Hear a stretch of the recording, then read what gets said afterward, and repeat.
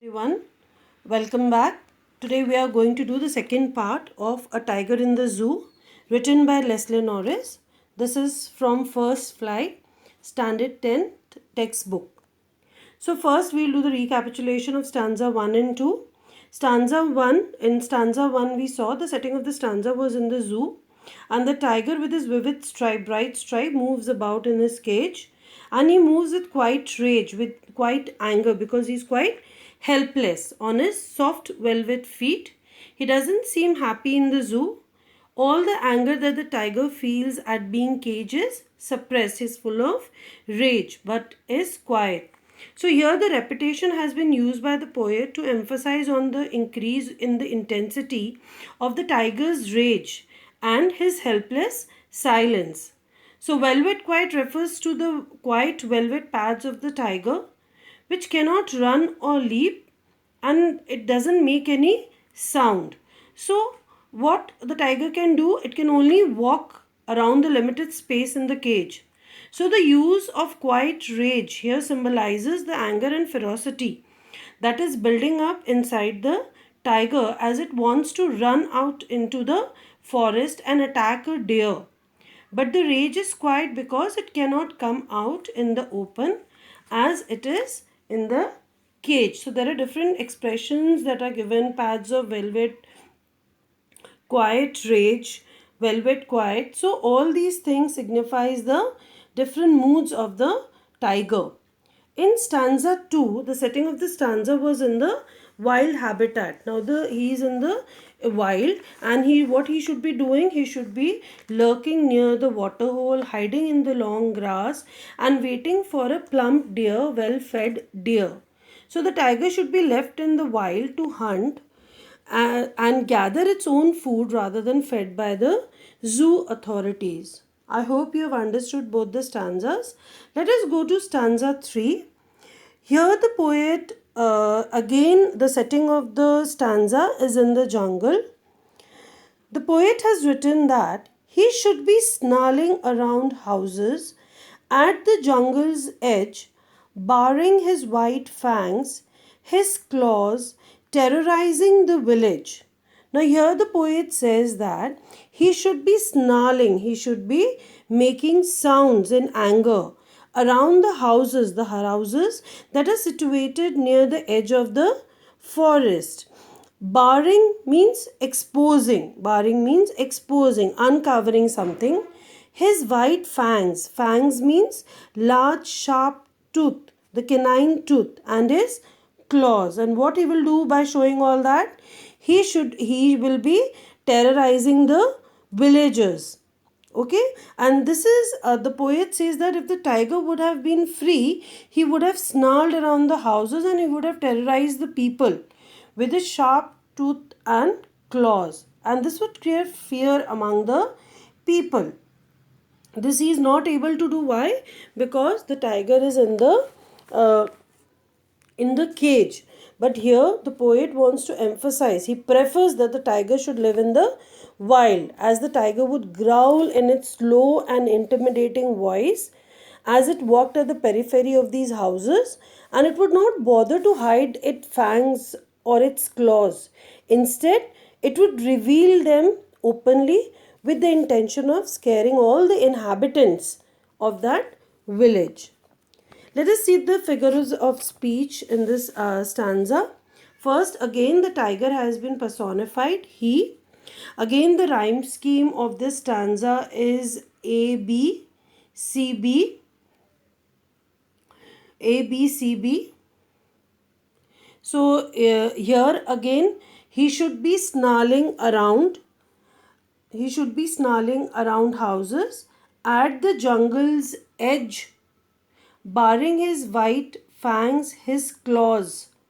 So houses and claws, edge and village. So here we can see uh, the rhyme scheme given is A, B, around houses, A, at the jungle's edge, B, baring his white fangs, his claws, that becomes C, and again B as edge and village. So this is the rhyme scheme. Then let us go to the figures of speech. First, we come across personification, as again the tiger has again he is used for the tiger. Rhyme scheme we came across A B C B. Enjambment can be seen as the continuation of line 1 goes to line 2. He should be snarling around houses at the jungle's edge, the continuation of the same sentence. Again, imagery has been created. A tiger is at the jungle edge who is ferocious and is terrorizing the villagers by showing or exposing his teeth and claws. Okay. Then here we come across snarling. Snarling is a sound that is made by that is indicating sound that is made by the tiger, and snarling here becomes onomatopoeia. Okay, so any sound that is created becomes onomatopoeia. So assonance again the vowel sound that is repeated. Around, should, around houses. O sound is repeated. Should, around houses. It becomes assonance. Okay, I've given everything in the next slide. You can go through the next slide, and you can connect all the figures of speech to the stanza that you're going to do. Then again in line 3 we come across I sound. I sound, barring his white his. Barring his white his. So here what is repeated? Again I sound, the vowel sound is repeating, and this becomes assonance. Then we can see consonants. His fangs, his claws. His fangs, his claws. Now sir sound is repeated over here. Okay, so this becomes consonant. When the consonant sound repeats, that becomes consonant. I hope children you have understood this stanza. The setting of the stanza, the poet would prefer that the tiger should be in the jungle, in the wild. Now in the next I have given you figures of speech of stanza 3. You can go through and mark it in your textbook itself. Next, let us read stanza 4.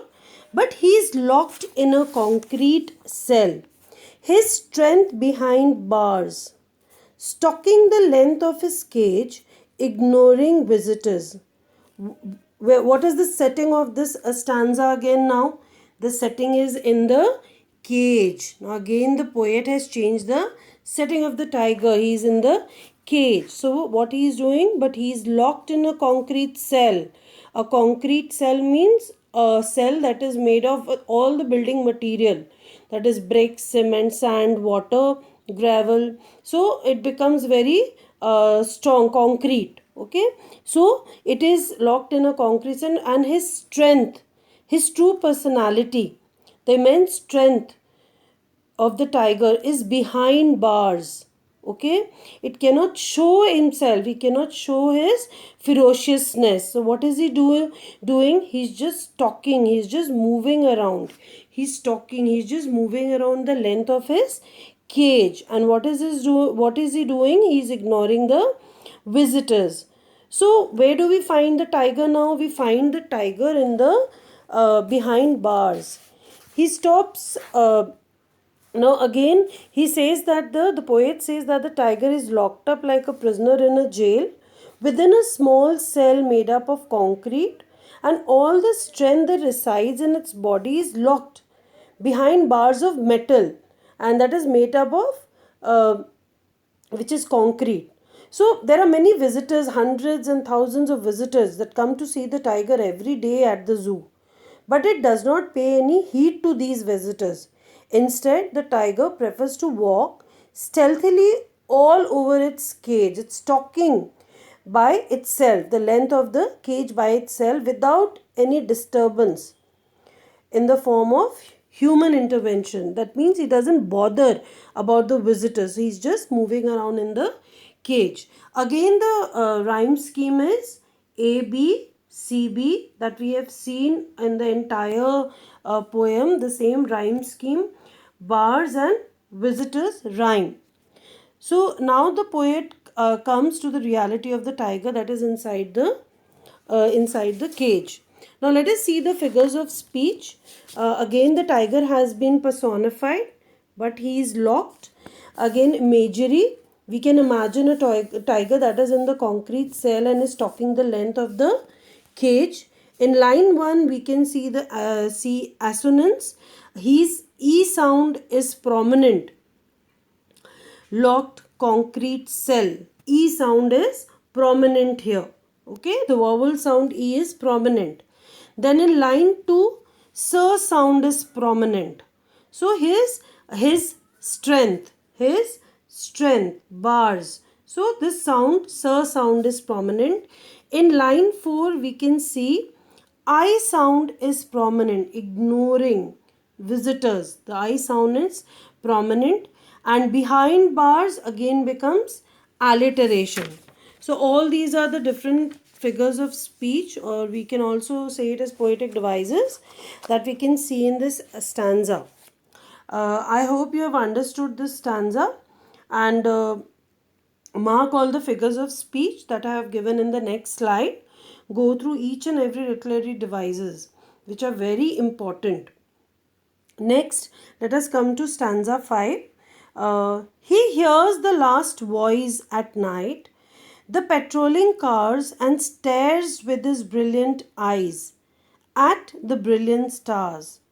Now he hears the last voice. Again, the setting of the stanza here is in the cage. You can see the picture also.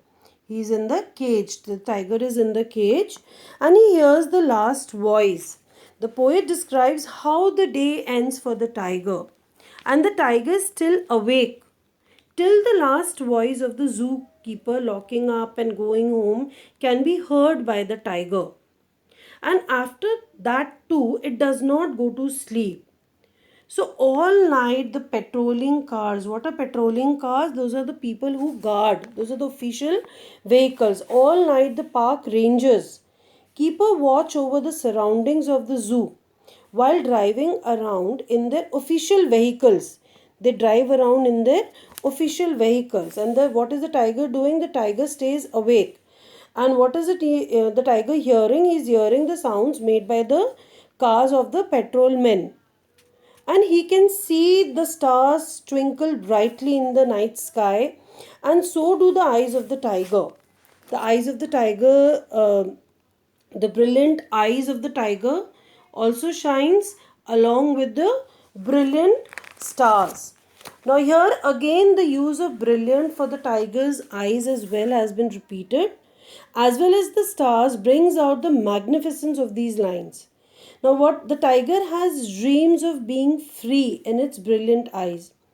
It hopes to be free one day, and it sees the stars that has been described as brilliant. With the same eyes, with the brilliant eyes, with the shining eyes, with the hope that one day he would be free. And what does it do? It stares at the brilliant stars with its brilliant eyes, thinking about how beautiful its life could be in the forest. So here again the repetition of the words have been given. Brilliant, brilliant. Brilliant eyes emphasizing his freedom. How beautiful its life could be in the forest. Again the repetitiveness of these words give a wonderful effect to the poem as he sees the brilliant stars and he thinks about his freedom. Now again here the figures of speech that are given in this stanza. Again tiger has been personified. Again the rhyme scheme is AB, CB.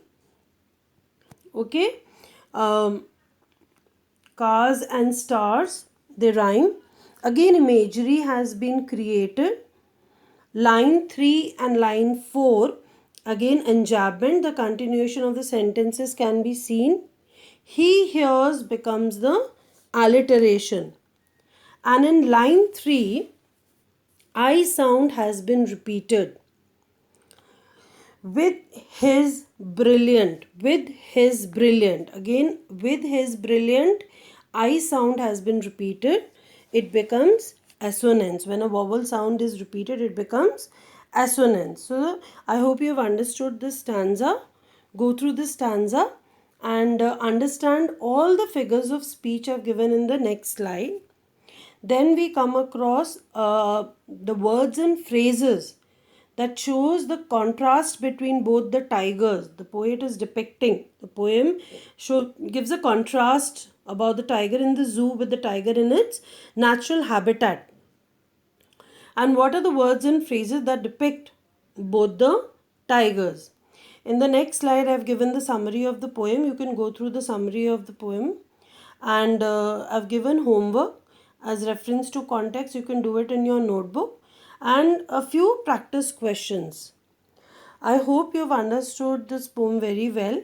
And if there are any doubts, you can send a message on the WhatsApp group. And please go through the poem and the literary devices that are very, very important.